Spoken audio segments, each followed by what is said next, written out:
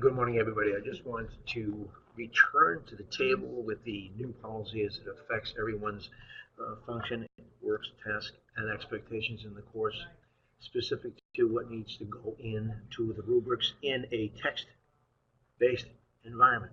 This is critical.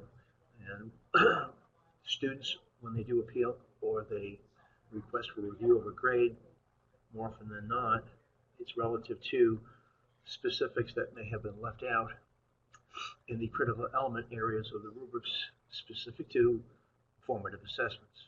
This was sent out in early September. Just want to reiterate as to what the expectations are to minimize student confusion as to what they need to do to improve in certain areas of the rubric, which they are told to follow as they build their work throughout the course, culminating in their summative assessment.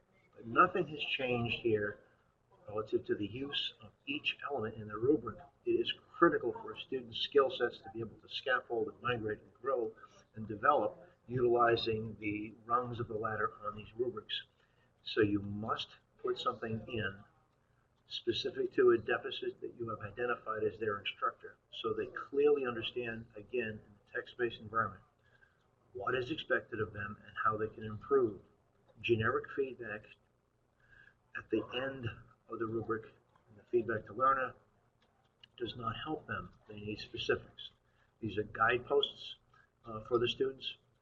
They're hallmarkers, for lack of a better description, but they follow these in order to be able to build out their competencies and get better, and hopefully build up the competencies well enough so that the final project is proficient to exemplary.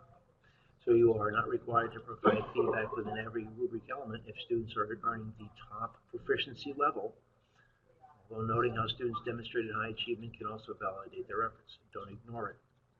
All right, we have a lot of high-performing students here, and they need to know whether they did well or not. So make sure that you do deliver comments and feedbacks to the students for each submission relating to strengths and areas of improvement using the individual critical element rubric fields and the feedback to learner field. That is critical. Generic feedback at the bottom, as heartfelt and compassionate as it may be, is an overview, and it's most suitable for the brick and mortar environment. Summative assessments, the new standard for the undergraduate summative assessments, as you can see here, for final projects, papers, etc.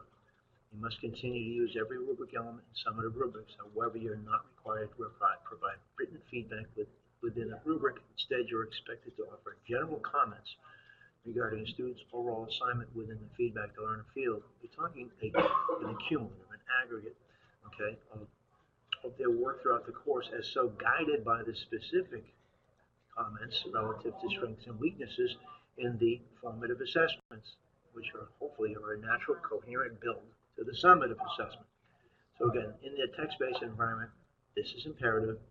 And on this email, I've attached that policy that went out September 6th for 17 EW1. If you have any questions, please let me know.